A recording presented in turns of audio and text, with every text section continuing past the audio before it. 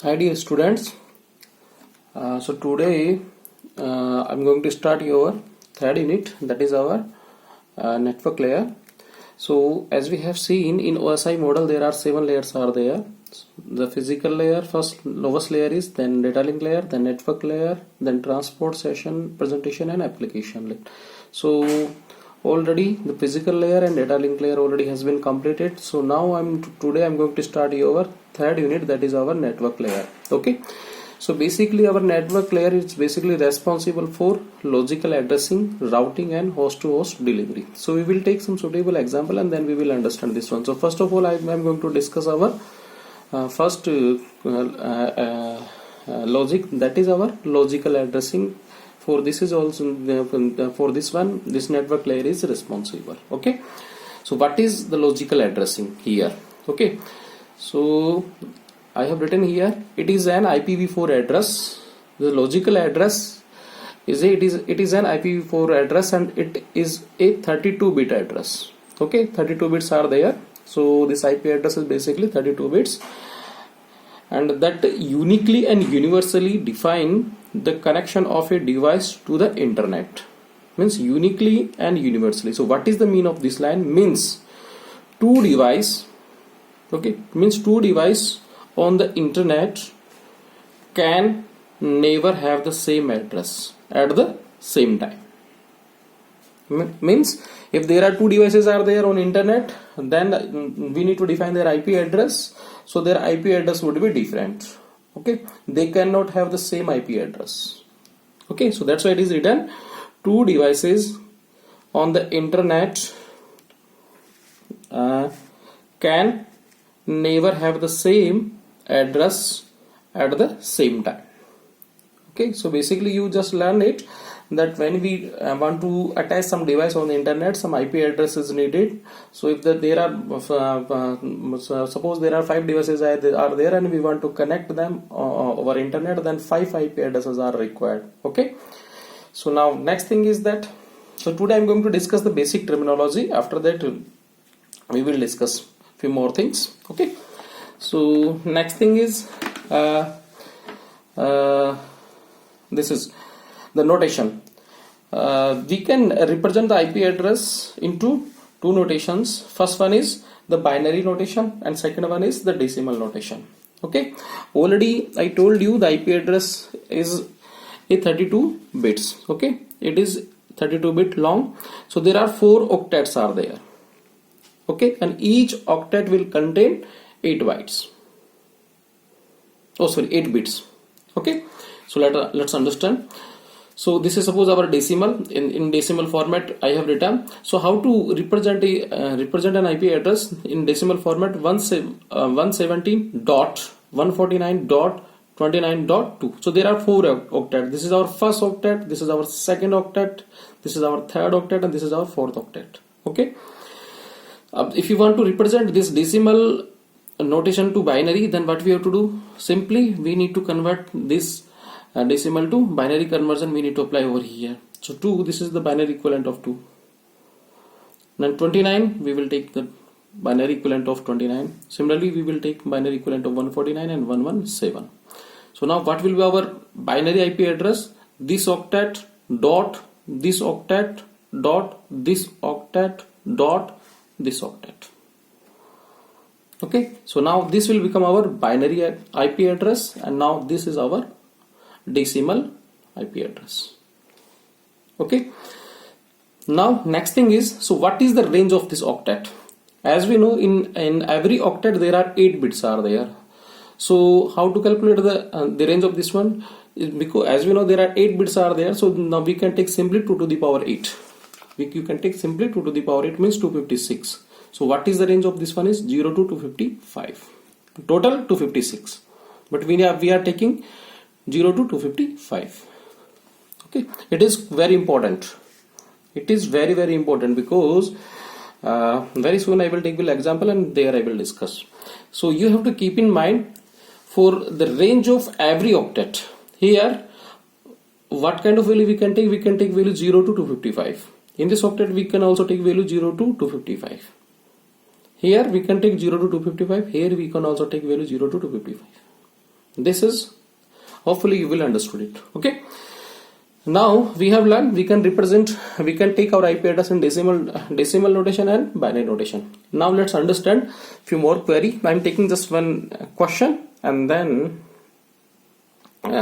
you will find some more logics, or you can clear your more doubts.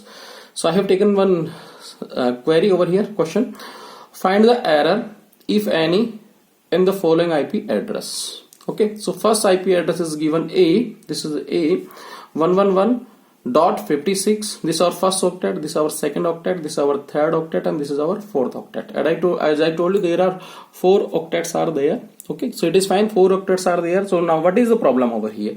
Nothing, only this here, one leading 0 is over here.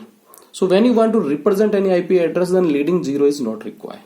That you have to keep in mind. Okay, so this is not a correct way to represent the binary address, because everything is fine, but here in the third octet we are taking the leading 0. Okay, now second IP address is given 221.34. this is our first octet, second octet, then .7.8.20. how many octets are there? 5 octets are there, but our IP address always contain 4 octets. So this is also a wrong way. Clear? Hopefully you will understood. Now third one is C 75.45.301.14. Already I told you what is the range of each octet is 0 to 255, but here what is the range? 301 we are taking. So this is also a not way, correct way to represent our IP address. Third one more example I am taking. 111 some binary in first octet I am taking in binary form, and second octet we are taking 23.14.67. Is it the binary? Because we have taken in this case hybrid. We are taking binary sometimes, and then we are taking decimal notation. Whether it is a right way or no, this is also not a proper way to represent IP address. Either you have to take binary or you have to take decimal. This is not also a proper way to take the binary, to take your IP address. So what is the correct way? This is your correct IP address. Now you can see 4 octets are there, their range is also good. Here you can take simply dot first octet, dot second, third, dot fourth octet. This is also a fine way to represent our IP address. Okay, so hopefully you will understand how to write your IP address. Okay, now next topic. So there now addressing. Next topic is in this IP address. Addressing, there are 2 types of addressing: classful addressing and classless addressing. Okay, so as far as your classful addressing is concerned, it divide our address space into 5 classes: class A, B, C, D, and E.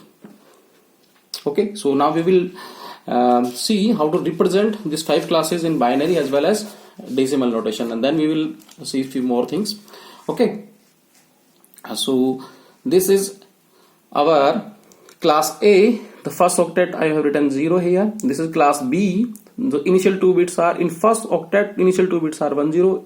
In class C, initial 3 bits are 110. In class D, initial 3 bits are 111 and fourth bit is 0. In class E, initial 4 bits are 11111.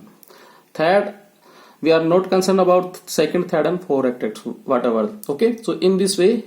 So every bit already I have told you, if you are taking the binary notation, then all octets will be in binary form. If you are taking the decimal, then we can take decimal. Okay, but these things you have to keep in mind, that initial few bits, on the basis of this you can identify the class address. Okay, so that you have to keep in mind. Now if you are talking about the decimal notation, then this is class A, class B, class C, class D, and class E. This is the range. This is our first byte. What is the class A range? 0 to 127. In class B, 128 to 191. 128 to 191. In class C, 192 to 223. Class D, 224 to 239. And class E, 240 to 255. So this is the range basically. On the basis of this we can identify if any IP address is given. Okay, so let's take one more query and we can exercise this concept. Okay, so I have taken one more query. So find the class of each address. Okay, so this is the binary IP address I have taken. So this is first octet, second, third and fourth. Similarly in B, first, second, third and fourth. Now see, what are the patterns I have discussed. Now we have to identify whether this address belong to which class, whether it is belong to class A, class B, class C or class E. So that we need to identify. Now you have to find out the pattern because it is a binary representation. So now come, what is here? Initial, it is initialized from 0 0. Now see, is there any initialized from 0 0? This is first 0.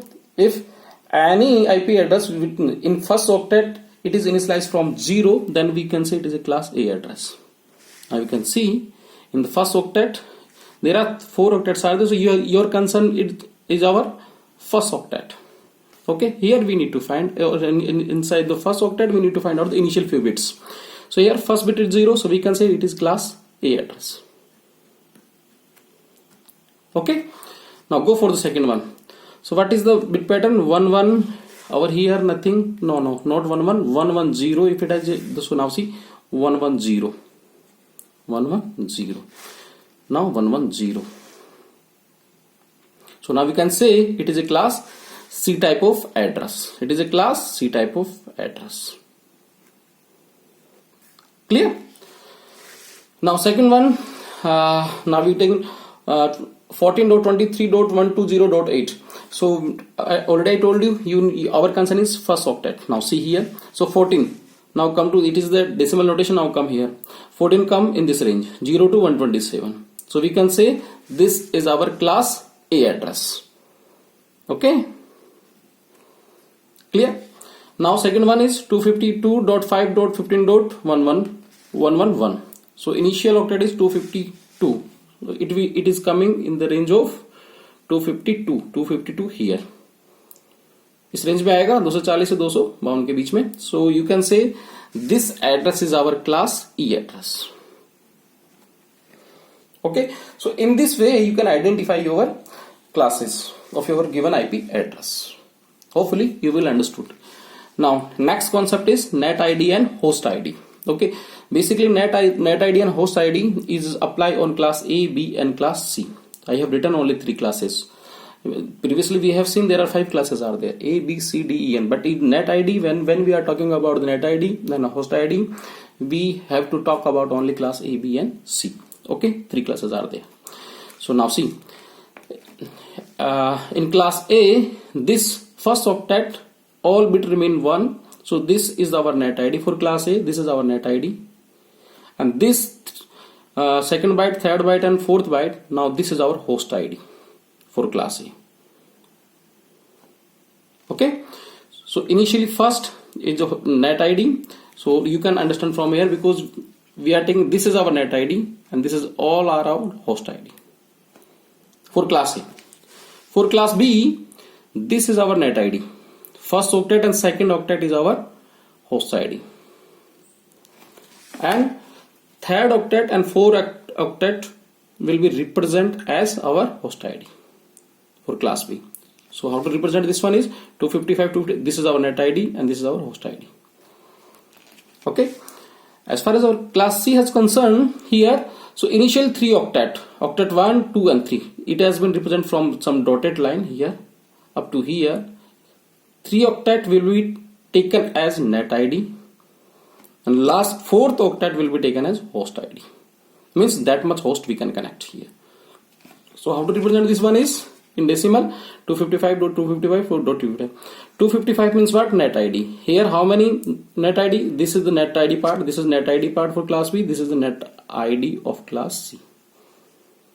And that much host we can connect, means that much devices we can connect on this network. Now how to represent by using slash notation? How many ones are there? In this case 8 ones are there, so slash 8. How many ones are there here? First octet and second octet. So 8 plus 8, 16. So we can write here slash 16. Okay. In this third, how many ones are there? First, second and third. So here, so 8 plus 8 multiplied by 3. So 24 we can take here. So in this way we can represent CIDR part. Okay. Now what is the mean of this one now?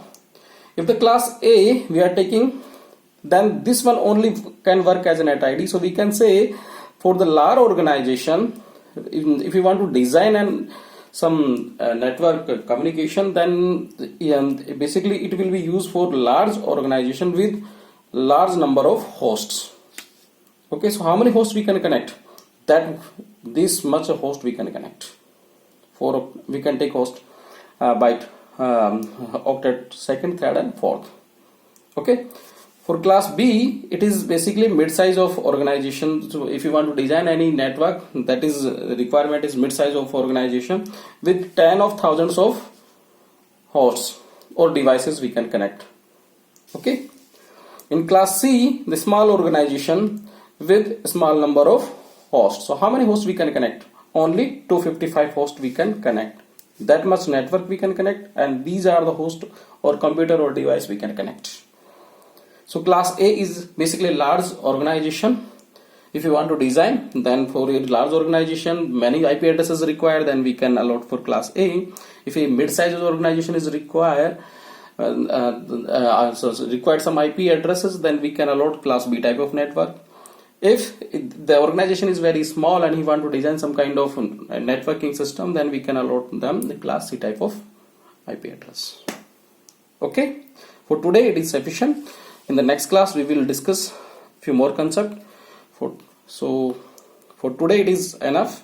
So let me know your comment in my comment section. Okay, thank you.